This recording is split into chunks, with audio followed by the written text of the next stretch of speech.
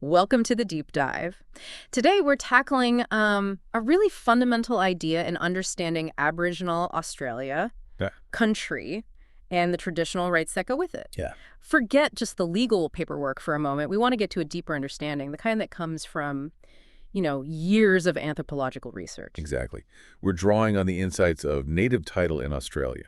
It's a book built on, well, decades of work, pulling together the knowledge of countless researchers and, crucially, Aboriginal people themselves. hmm When you see that long list of acknowledgments in the book, it really tells you how much collaboration has gone into this. Right. So for you tuning in, this is about cutting through some of the maybe confusing stuff you might hear about land rights and Indigenous culture.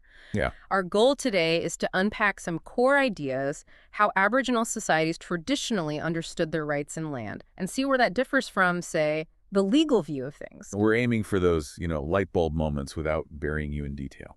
Exactly. Okay, let's unpack this. You know how sometimes you hear about traditional Aboriginal practices? This book really digs into what that actually meant before colonization. They call it the classical period. Hmm. And why understanding that is absolutely crucial for, well, untangling the complexities of land rights today. What's fascinating right from the start is how anthropology looks at what's normal or normative. Okay. It's not just about official rules written down somewhere. It's about observing how people actually behave, the patterns that show their underlying cultural beliefs. The average way things are done. Yeah, and even the ideal ways things should be done within their society. Which makes total sense when you think about it. I mean, what people do consistently can tell you way more than what they might just say in a specific situation, right? Absolutely. The book makes a strong point that we can't just rely on someone's explanation, especially across different cultures or when there are language barriers. Yeah, imagine trying to explain something deeply ingrained in your culture in like a third or fourth language. Precisely. Trying to grasp those deep-seated cultural logics about land rights through brief conversations, it just isn't going to give you the full picture. So the way people act day in, day out, that's the key. It provides much stronger clues, to their fundamental understandings. Pattern behavior is crucial evidence. And it's not just about language barriers, is it? The book brings up this interesting idea that people themselves might not even be fully aware of these really deep cultural assumptions. That's right. Or they might know certain rules exist, but be restricted by custom from talking about them openly with just anyone, Yeah. you know. Yeah, I see. This is where long-term anthropological fieldwork becomes so valuable. It allows researchers to spend, extended periods in a community. Observing, building trust. Exactly. Piecing together evidence from many different angles, something a quick legal interview just can't achieve. Right. And as the book reminds us, what people might say now about their traditions might not perfectly reflect how things were way back before European settlement. Okay, so the book introduces this distinction between classical and post-classical social and cultural formations. Why is that distinction important for us to understand today? It's a really helpful way to frame things, actually. Yeah. Classical essentially refers to those principles and practices that we can be reasonably confident existed in the early period of contact with Europeans. And before that time. And then the time leading up to it, yeah. It's like establishing a baseline of understanding for those foundational elements. And what were some of the key features of that widespread classical way of life? The book mentions a few. Yes, you saw things like classificatory kinship systems, Mm. that whole way of understanding family relationships, where one term might cover a whole group of relatives. Okay. Then there were the fundamental beliefs in dreamings or ancestral beings who shaped the land and, continue to have significance. Totemic identities as well. Totemic identities linking people to specific parts of the natural world, definitely. And this really central concept of land being inalienable. Right, not something that could be bought or sold in a Western sense. Exactly. These weren't just random practices. They were interconnected and pretty widespread across the continent. What's really striking is that the archaeological record shows that the way people lived, their economy, their material culture, it stayed relatively stable for thousands of years before colonization. That suggests these underlying beliefs and practices, these classical elements, had incredibly deep roots. Absolutely. And while colonization obviously brought huge changes, these classical practices haven't just disappeared. No. No, they continue to be really important in more remote areas. And even in rural and urban Australia, you can still see significant influences of these core cultural principles. Now, when we talk about rights and country, the book discusses Mervyn Meggett's research with the Warlpiri people. He made a distinction between rights and privileges. Can you explain how he differentiated those? Yeah, Meggett's work back in the Central Desert in the 1950s. It showed that for the Warlpiri, rights to a particular country were fundamentally tied to being born there, to your ancestral connections. Okay, so birthrights. Pretty much. Privileges, on the other hand, were more about what you gained through, say, marriage and living in a certain place. Ah, okay. So if you moved to your spouse's country, you might have had the privilege of using resources and participating in ceremonies. Those were the privileges. But you didn't get the same underlying authority. Exactly. Not the same rights in that land as someone who had those ancestral ties from birth. So this practice of marrying outside your immediate land-earning group, that had big implications. Huge implication for how rights in different countries were understood and maintained across broader networks, yeah. So just living somewhere didn't automatically give you the same standing as someone with those ancestral birthrights. Not at all. It sounds like the primary connections to country are based on something more fundamental than just co-residence or some kind of formal agreement. Absolutely. The book emphasizes that these primary connections are usually rooted in indirect descent, not in things like marriage or being a neighbor. Right. People with deeper ancestral links generally hold a more primary standing, especially when it comes to those core proprietary relationships with the land. But the book also points out that while these ancestral connections like shared ancestry or totems give you these expected rights, the people who are actually living together in a place tend to share the more day-to-day use of the land and its resources, which makes practical sense, I guess. It does. And it highlights a potential difference. You might have the detailed knowledge about a country, the stories, the songs, the sacred sites. But not the primary ownership. Not necessarily the primary proprietary interest in it, yeah. The right to speak for a country and the right to speak about it can be based on different things. Interesting. Though the book notes this distinction can be less clear-cut in the Western Desert context. And just to make sure everyone's clear on this, the book mentions that a person usually has either a primary or a secondary relationship to a specific country, rarely both at the same time. That's right. The interesting exception being if their parents happen to be from the same country. That's a really interesting exception, yeah. And when it comes to the smaller groups that hold land, the traditional pattern was estate group exogamy. Meaning you married outside your immediate landholding group. Generally, yes. Yeah. Marrying within your language group, endogamy, that was more variable.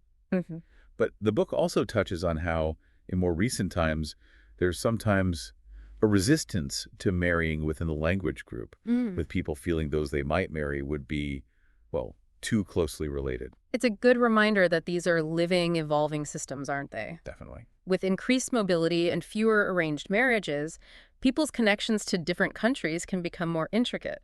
Someone might spend most of their life in one parent's country. Developing strong secondary connections there. Right, while their link to the other parent's country might be less active unless they, regularly visit and activate it.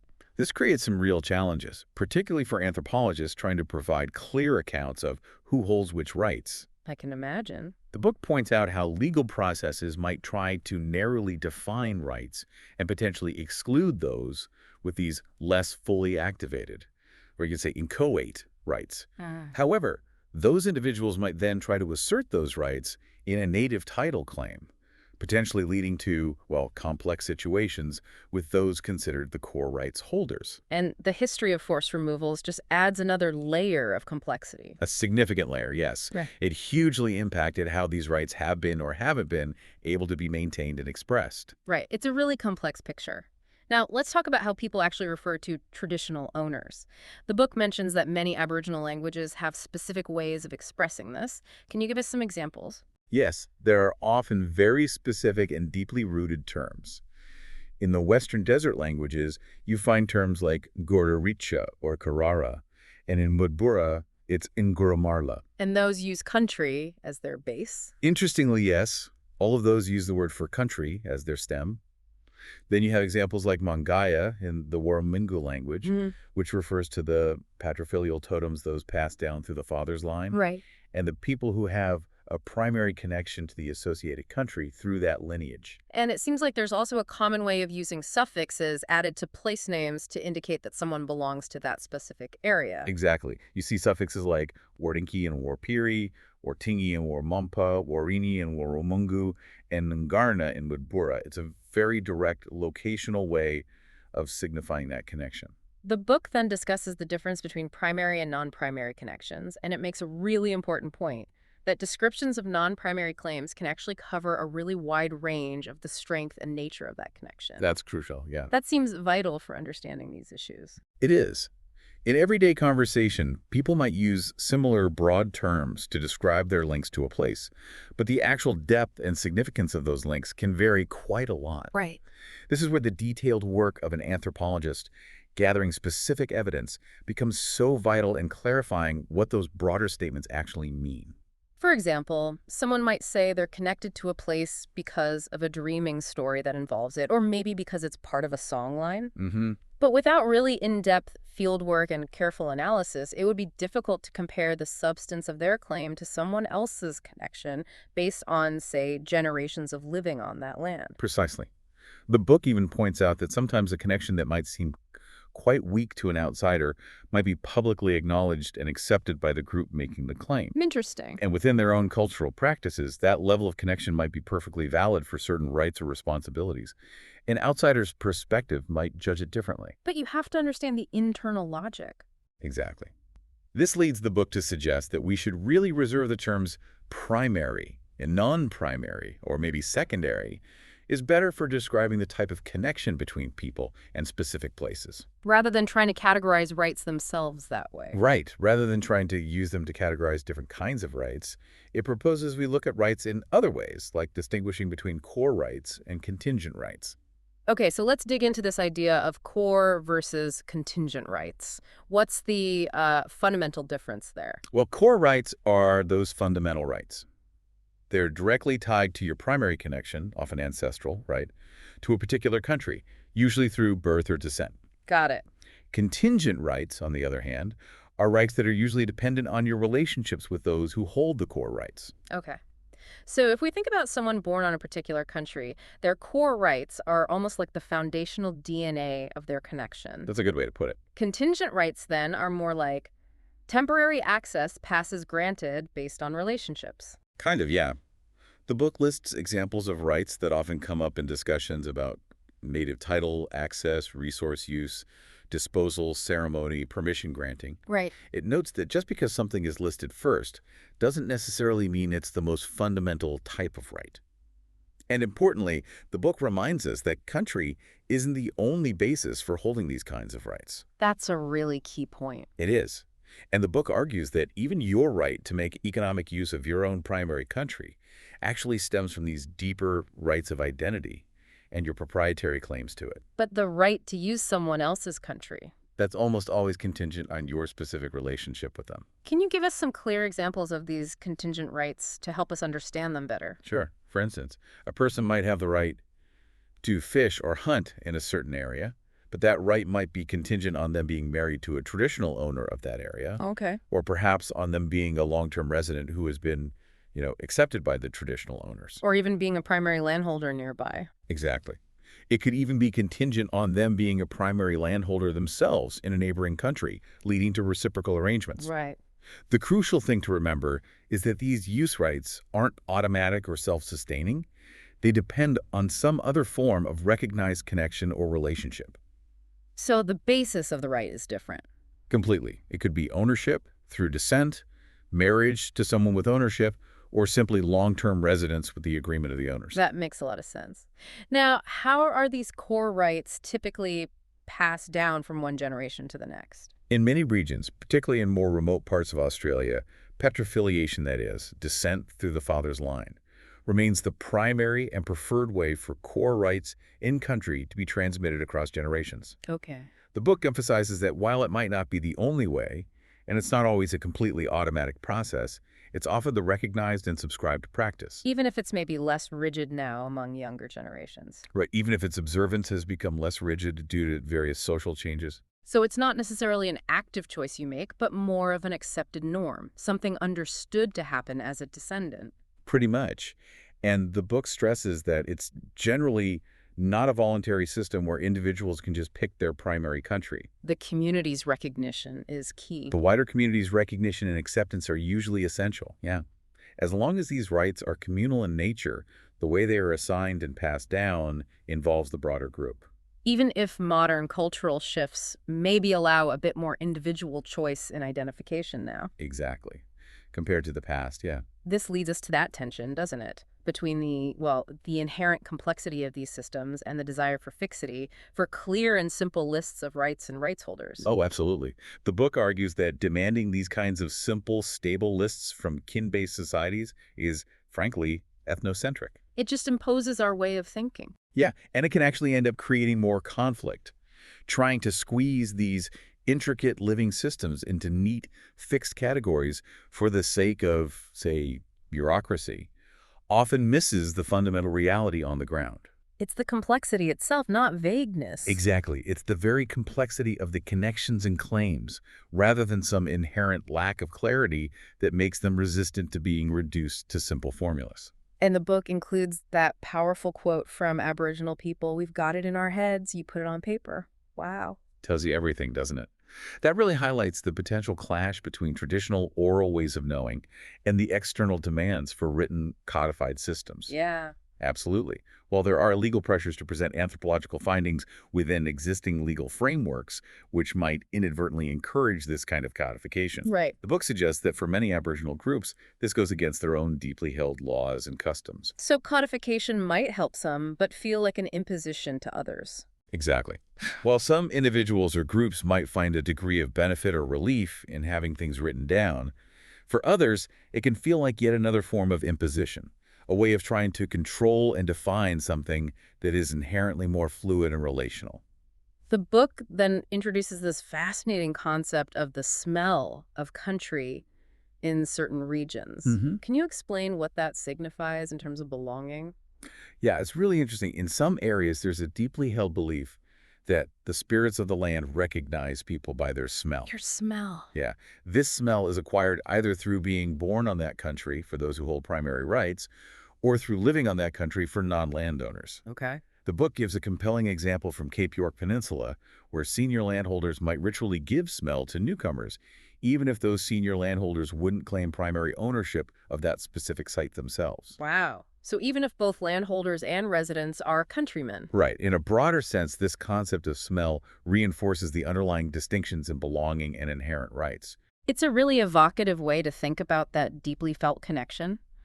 The book also cautions us against simply equating a residential community, like the people living in a particular township, with a group that holds a unified set of customary rights to the surrounding land. That's a critical distinction. People living in the same area might share certain everyday rights, like foraging for food, Sure. but that doesn't automatically mean they all have the same underlying customary lawful connection or the same level of authority over that land. So just lumping all local residents into a single native title claim group could be problematic. Very problematic. Without carefully considering the different bases for their connections and rights, it could easily lead to internal conflicts and a misrepresentation of the traditional system. The book also touches on the idea of policing land-based obligations, and it points out that this is often a right specifically associated with those who hold primary rights in the land. Yes, but it emphasizes that the authority for this kind of policing doesn't just come from an individual decision, it's rooted in their affiliation with a collective group that holds the property rights and a shared identity linked to that land. Okay. Furthermore, the actual act of policing these obligations is often carried out by senior members of the community, and their ability to do so effectively depends on their individual knowledge, their standing within the social structure. Not just age or group membership. Exactly. Here's a really thought-provoking question the book raises.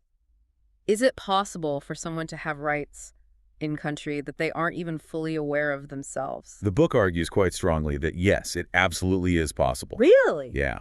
It draws an analogy to citizens of a nation-state who have numerous legal rights that they might not be consciously aware of on a daily basis. Okay, that makes sense. It challenges the idea that native title claimants must be able to individually list and explain every single customary right they hold in order to have their claim recognized. So it confuses affiliation with knowledge. Exactly.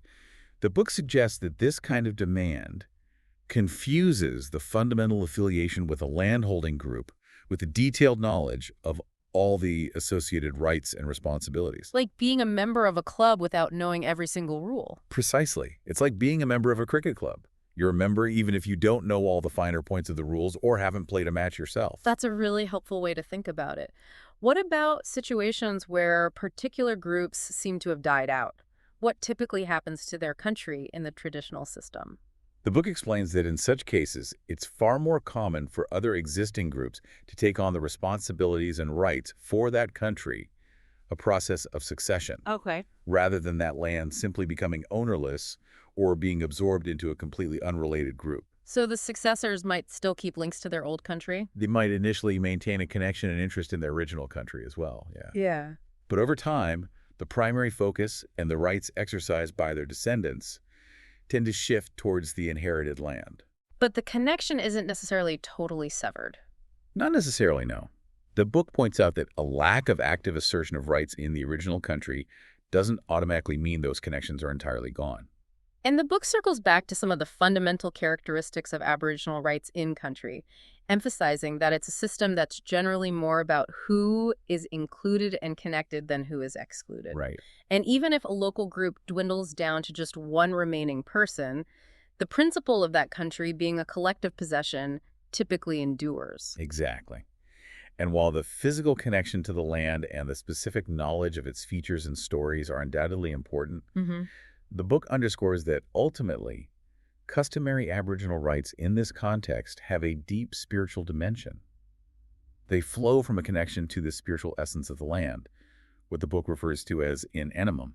The book then gives us a more specific breakdown of what these core rights might actually involve in practice. Yeah, things like being able to state your group's proprietary claims to the land, having the recognized authority to speak for that country and represent its interests. Passing rights to descendants. The right to pass those proprietary rights onto your descendants, Right. yes. And the expectation that non-owners without existing rights will seek your group's permission before accessing the land. And it contrasts these with more individual connections. Right. Individual connections people might have to specific sites or areas within a larger country, birthplace, conception place, burial site of a parent, initiation site, a personal dreaming site, or their main living area. And these don't always lead to broader claims. While some of these individual connections can indeed lead to broader proprietary claims, others might not, and this varies according to local traditions. Birthplace, for example, is highlighted as a major pathway to gaining rights in the southern western desert region.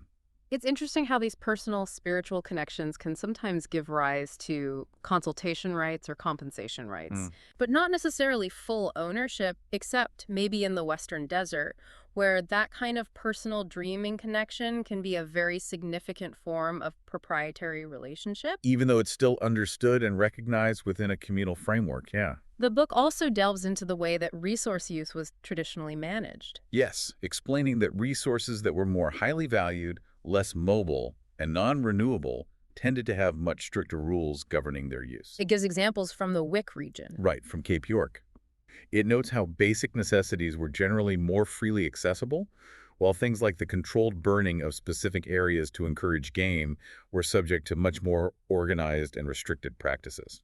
And the act of breaking the ground, like mining or even digging yams or wells. That was often very restricted under classical practices, as was permanently marking the land with engravings or paintings. It speaks to a deep respect, doesn't it? Absolutely.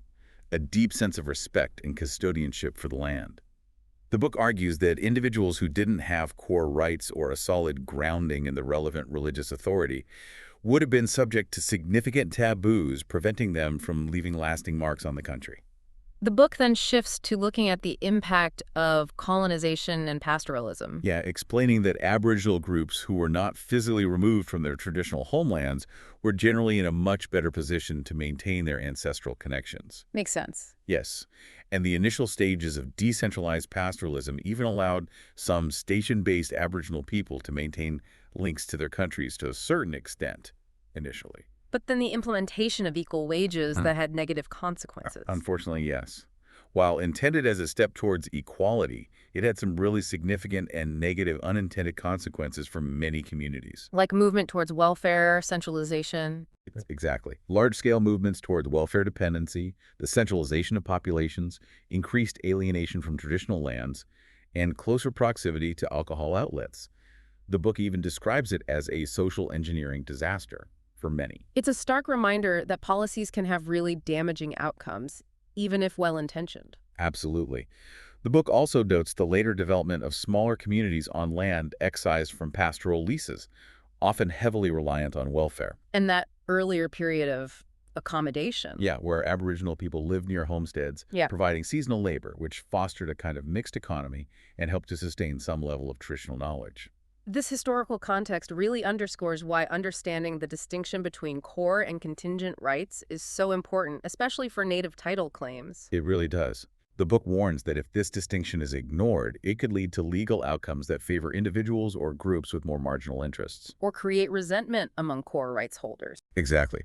Or it could create significant resentment among those with deep core connections to the land who might feel their status and rights are being undermined or diluted. The book then takes a step back to examine the historical development of some of the key anthropological concepts we use. Terms like tribe, clan, horde. Yeah, making the point that early observations and records were often shaped by the prevailing theoretical ideas of the time. So those terms carried specific theoretical baggage. They did, and their meanings have actually shifted quite a bit over time. Howitt, for instance, even theorized about an undivided commune as a possible earliest form of social organization. And those early understandings emphasized collective ownership. They tended to emphasize its collective nature, yes, with rules about movement and resource use, though they also recognized frequent intergroup visits. Then Radcliffe Brown's model came along. Yes, his model of distinct hordes associated with particular languages and customs. The book points out this model actually moved further away from the complexities of ethnographic reality. And had inconsistencies. Some internal inconsistencies, yeah. Later, anthropologists like Hyatt offered important critiques, showing that descent groups didn't always neatly align with residential groups or foraging groups. It's a really good reminder that our understanding is constantly being refined. Absolutely. The book also highlights that the names of groups or territories themselves can change in meaning and application over time. And colonization could speed that up. Sometimes, yeah. It even gives an example from Northeast Arnhem Land, where leaders might, in certain circumstances, exchange group names. Wow. It underscores the dynamic nature. It really does. And the book emphasizes that Aboriginal languages typically have names for enduring social entities, like descent-based landholding groups or language groups. But not usually for temporary camps. Not usually, no. Modern settlements get tagged with the township name plus mob. The strongest customary rights are generally tied to membership in one of these enduring identity groups. Not just being part of a temporary action group. Right, unless that action group itself becomes the basis for a long-term identity, like in some ritual contexts. The Western Desert is again noted as a bit of an exception here. Where life events and participation mattered more. Exactly. Maintaining claims depended more on an individual's life events and active participation than on stable, predefined category memberships. The book also introduces the concept of phratries. Right, or similar kinds of overarching social divisions in places like Northeast Arnhem Land and Cape York. These link multiple named groups through shared dreaming figures or song cycles. And it clarifies that estate groups aren't just subdivisions of single language groups. No, not necessarily. A clan might belong to a larger local unity with different languages and also identify with neighboring estate groups sharing one language. So multiple layers of identity. Which can be activated in different contexts, yeah. The book also briefly discusses Yukurumu names, stylized ritual exclamations not directly linked to linguistic affiliation. Given all this complexity, it's interesting that many native title claims are lodged in the names of broader language groups. It is. The book addresses the potential critique that anthropology often focused more on the smaller estate-holding group. But it argues against trying to identify just one landowning group. Exactly. It emphasizes that multiple different kinds of social groupings can, and often do, have legitimate proprietary relationships with country. It cautions against assuming landowning group is a neat, pre-existing indigenous category. The book then introduces the term patrolect. Yeah, for those specific dialect variations associated with small patrilineal estate groups, often linked to their founding dreaming figure. And these are found across northern Australia. A significant portion, yes, usually subgrouped within larger linguistic categories. And the book includes an important caution about conflicts over rights. Right, suggesting we shouldn't automatically assume they're solely due to a loss of traditional knowledge. A declining fear of counterclaiming could also be a factor. It could be significant, yes. The book emphasizes that trying to create definitive, fixed lists of rights-holding groups might actually be impossible, even in remote communities. Citing Fred Meyer's work with a Pintupi, yeah, where landowning groups can overlap, be bilateral, involve individual choice, resembling descending kindreds. Which brings up that tension between smaller groups and the need for clear claimant groups for legal recognition. Absolutely. Subgroups might initially pursue their own interests unless convinced of the benefits of coalition. And this often predates the formal claim. Often, yeah. Yeah. The book notes some small groups can center on one individual, but most have a broader regional basis. The book then outlines a research approach, extensive travel, conversations, focusing on knowledgeable people. Right, mapping cultural significance and 10-year interests, then checking with a wider group, highlighting the crucial role of trust for genealogical and biographical info. And there's a practical reason for focusing initially. Yes, in-depth work with key knowledge holders is often needed to make significant progress, especially when researchers aren't already deeply familiar with the context. The book also makes a point that the scale of the context matters for defining interests. Definitely. General statements like, "that's my country," are different from more specific, context-determined connections and rights. Raising the question of whether large regional group interests are purely political or also proprietary. And the book suggests they can actually be both. This leads to a discussion about regional sociocultural integration, which hasn't received a huge amount of focus. Surprisingly little, despite its importance.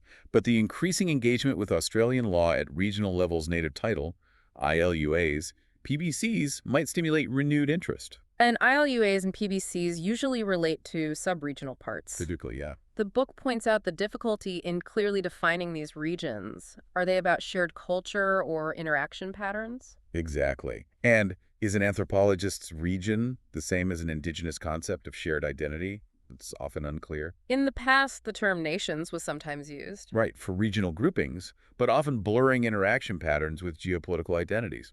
And figures like Tyndale argued against using nations. Strongly. Though he used regional concepts himself, Sharp and the Bernts were also skeptical, suggesting terms like linked tribes or cultural blocks. The book then makes a significant point. The legally defined community of native title holders likely won't align perfectly with the current residents. Right. Residents might hold contingent rights, but core rights holders were typically dispersed across a wider area, even at sovereignty. So a legally recognized native title holding group is likely to remain dispersed. More likely, an interspersed community connected by ancestry and law, not a purely geographic one. The book contrasts Meggett's Warlpiri communities with Hyatt's Arnhem Land communities. Hyatt's were more environmentally based categories. Yes, whose members were landholding units composed of patrilineal subgroups. They didn't own land in quite the same way as Meggett's concept. And Hyatt showed people carried their community identity even when traveling. Exactly, suggesting they weren't just defined by current residents. The book also mentions Povinelli's work on the difficulties faced by long-term residents, especially immigrants, under land rights law. This all circles back to the tension between recognizing smaller groups and assigning legal titles over larger areas. Right. Claims are usually over administrative areas encompassing lands of multiple groups. Courts often recognize multiple claimants without partitioning the land. Leaving administration to claimants and land councils. Yes, which can lead to ongoing practical challenges in agreeing on internal boundaries and no assumed clear separation of interests between neighbors. The book then introduces the crucial concept that local land entitlements derive from a wider set of customary laws and cultural principles. Right, shared across a broader social field. This is important for interpreting legal terms like possessed under and confer in the Native Title Act. It's about showing a specific custom is embedded in a coherent shared system. Exactly. And that underlying system underpins the communal title. This has direct implications for evidence in native title cases, like showing how weird jury identity and rights are recognized through criteria like descent and involvement. The book also gives examples of Aboriginal ways of talking about land in the Southeast. Possessive language, origin statements, linking group names and places, suggesting fundamental principles of possession, origin, and identification aren't confined to small regions. This leads to that important distinction between underlying titles and proximate titles. Yes, underlying titles are maintained by the broader regional system, while proximate titles are held by the living traditional owners. Similar to, but not the same as, radical title versus beneficial ownership in Australian law. Exactly. Related concepts include Ray's residual rights and Williams and Keene's descriptions of radical title held by clans in Northeast Arnhem Land, with granted subsidiary rights being subject to renegotiation. The book then lists characteristics used to define a unit of tenure or district. Geographical limits, internal structure, association with cultural markers, language, totems, myths, and property characteristics like inalienability and communal basis, And while agreeing with Keene that neat boundaries don't exist, favoring network models, yeah. The book emphasizes that Aboriginal collectivities can still be meaningfully analyzed anthropologically, transitions between law systems can be gradual or abrupt. often navigated by bicultural individuals. Significant differences can arise, especially with newly contacted groups strongly asserting their law, posing challenges for native title, The book describes the broader tenure system as a communal wellspring. from which local entitlements are established via birth, ancestry, ritual. This communal nature isn't lost, even if a group dwindles to one person or during succession. Even the Queensland Aboriginal Land Act definition supports this. It does.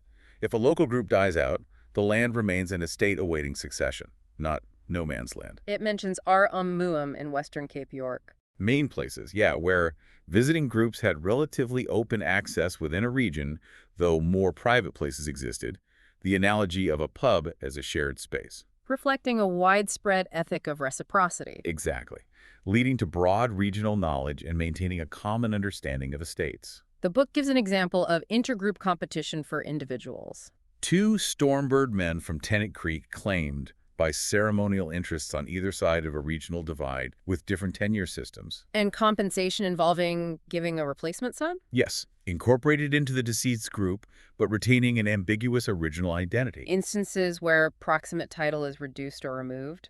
They reinforce the underlying proximate distinction. Yes, and importantly, don't represent alienation of land. Land under customary law isn't a commodity for sale. It's the people's relationship to land that changes. Precisely. Not the land itself being alienable. The book then delves into the meaning of verbs like have and possess in Aboriginal languages. Highlighting the nuanced understanding of ownership as custodianship, like Warnaga in Nungabuyu or Kuipi in Wick-Mountain. And kuapana meaning to look after, wait for, guard.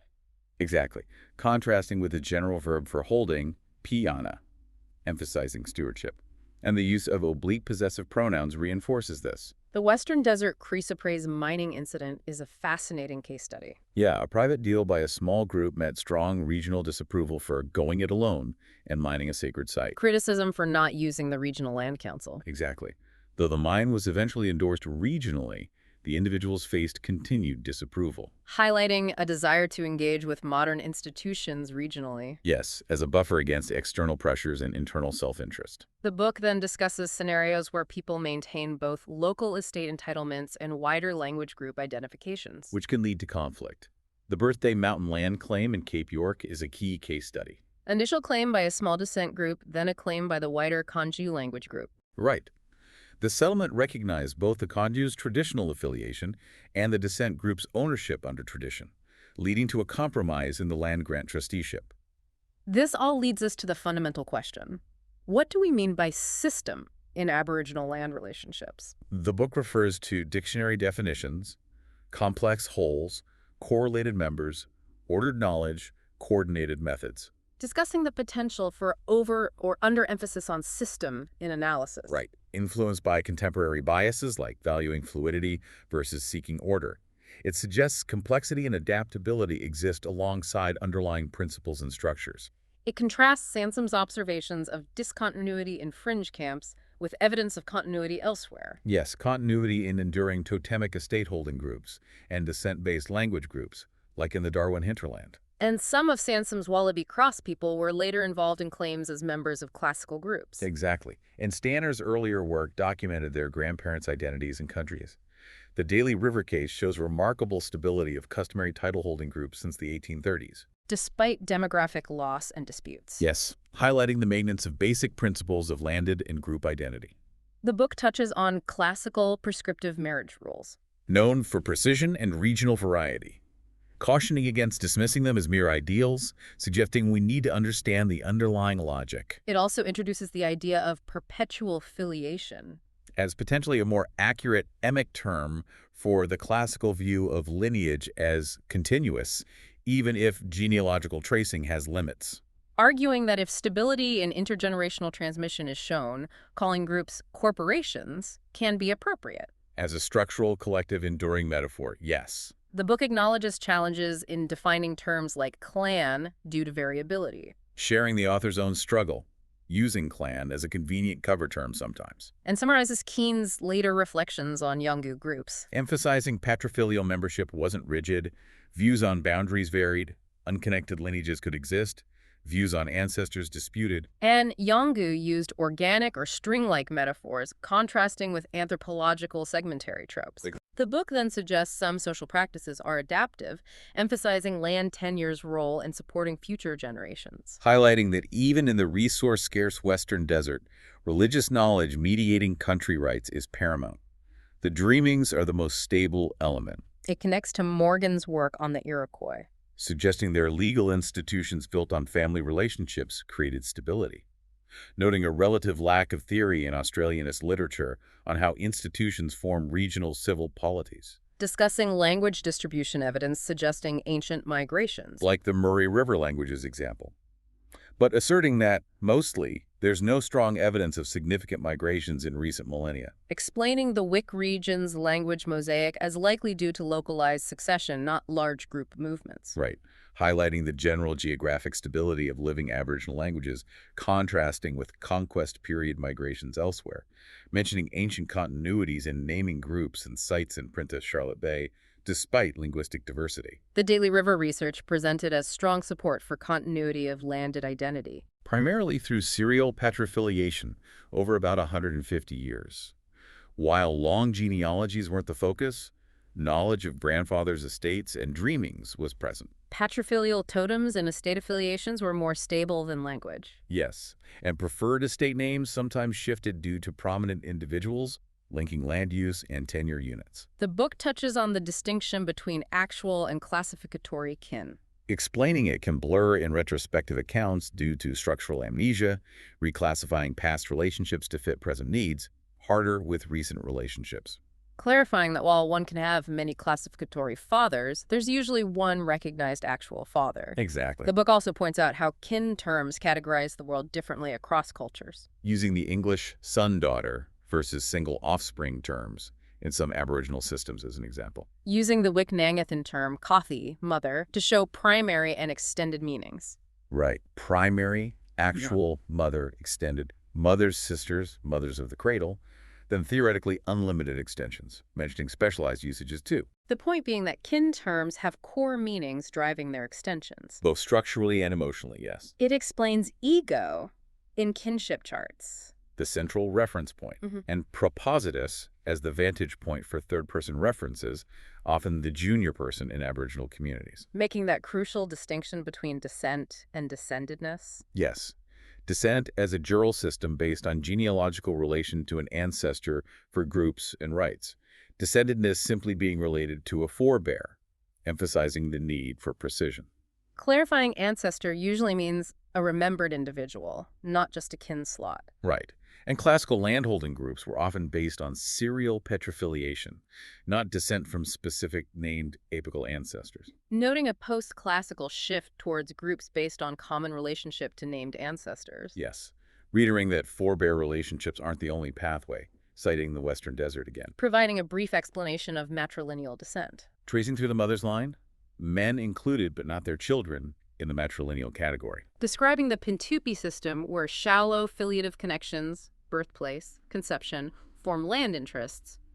Without forming chains or relying on technical descent. Conception is a form of dreaming descent. Contrasting the symbolism, specific ancestors for descent groups, eternal symbols, dreamings, for filiative groups. Emphasizing birthright membership, often presented as timeless, leading to inalienable property, unlike groups with alienable property or political associations. explaining the Kurt-Ngurlu system. Stressing mutual dependence of two subsets with rights in the same country, but often privileging patriliates long-term. Matrilineal links usually limited generationally. Mentioning secondary Kurt-Ngurlu. Sons of women with patrilial interests, Hmm. clarifying complementary, not identical, rights and obligations. Patriliates seen as having identity with the spiritual substance, consubstantiality. Pointing out systems like at Uluru are better described as parental filiation or cognatic. Individuals belonging to either or both parents' groups, citing Leighton's research showing high paternal joining, but significant maternal-other relative transmission too. Defining cognatic stocks as the broader universes encompassing filiative descent groups. Stocks overlap. Cognates are birth relatives, but not all are in one's descent group. Cognatic descent groups consist of cognates are sociocentric, exist as units, not egocentric like kindreds. Mentioning contemporary urban-rural cognatic descent groups identified by surnames. Whose composition might be debated but still arguably sociocentric. Noting that while many small patrilial groups were described as exogamous, Some reliable early records show slight endogamy as well. explaining moieties. Society divided in two halves, patrimoides or matrimoides. Matrilineal moieties, once widespread in the South, strictly exogamous. Contrasting potential stability of matrilineal versus patrilineal clans. Citing factors like no direct economic link, more linking character, less localization, larger size contributing to matricline resilience, noting their historical endurance. Arguing that surnames often function as social currency now. Conferring rightful association with places land as landholders.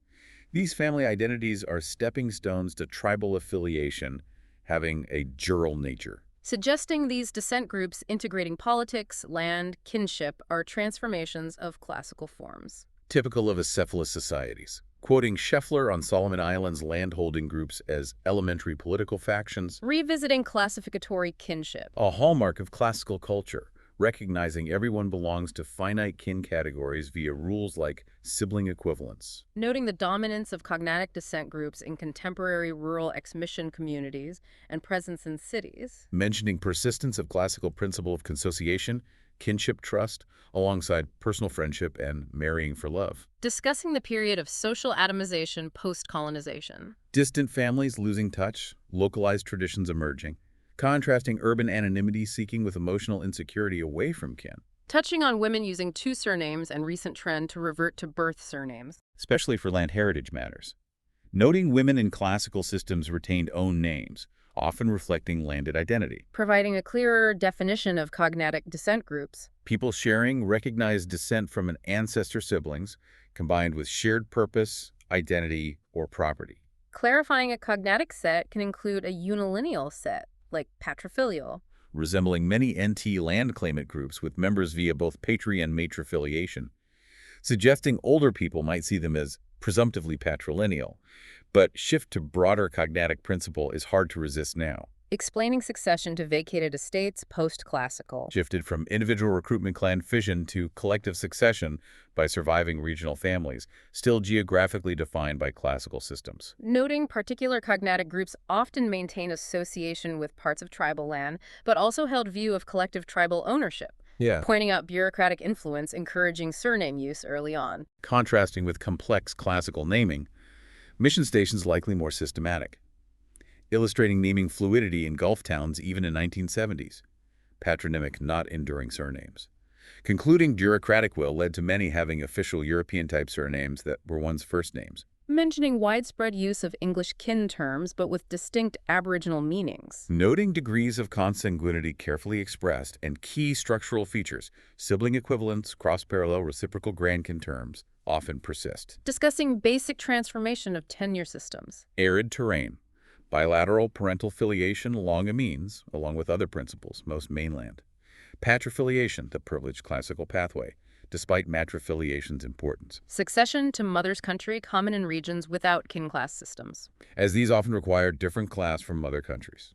Ending by looking towards future research driven by native title needs. Beginning to address classical to post-classical transformations. New work should clarify pathways and reasons. Concluding, the more we learn, the less casually we dismiss systems thinking. In favor of maybe fluidity, indeterminacy, which might mask difficulty understanding flux or emerging choice, emphasizing need for fine-grained systematic ethnography informed by rigorous theory. Arguing that while post-war anthropologists emphasized race separation, The burgeoning universe of kin was at least equally powerful in shaping lives. Relationships with kin consistently outranked voluntary ones in decisions, distinguishing descent-based versus marriage co-parenting kin, shared descent ranking higher. citing Sansom's contrast between enduring ties between mothers and children and contingent fatherhood, suggesting mother-child relationships central. Concluding survival of emphasis on kin ancestry isn't surprising. Finally, briefly noting the undergrounding of traditions. Concealment from non-Aborigines, especially during assimilation, needs more study. Mentioning Hausfeld's dissembled culture and Kelly's Cherbourg example of beliefs resurfacing despite mission influence.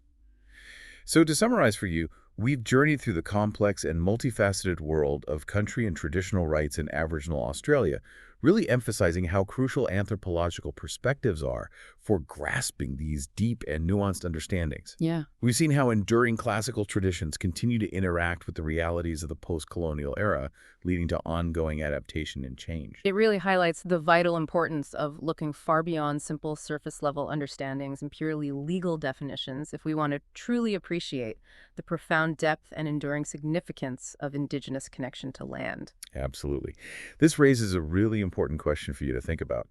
Considering all that we've discussed today, how have these fundamental principles of kinship, land ownership, and cultural identity not only managed to persist, but also to adapt so remarkably in the face of such profound historical and social upheaval? What might this tell us about the inherent resilience and enduring power of cultural systems in general? Definitely some crucial food for thought. And if you're interested in exploring these ideas in even greater depth, we highly recommend delving into the source material we've drawn from today and other related research in this fascinating field. Thanks for joining us on the Deep Dive.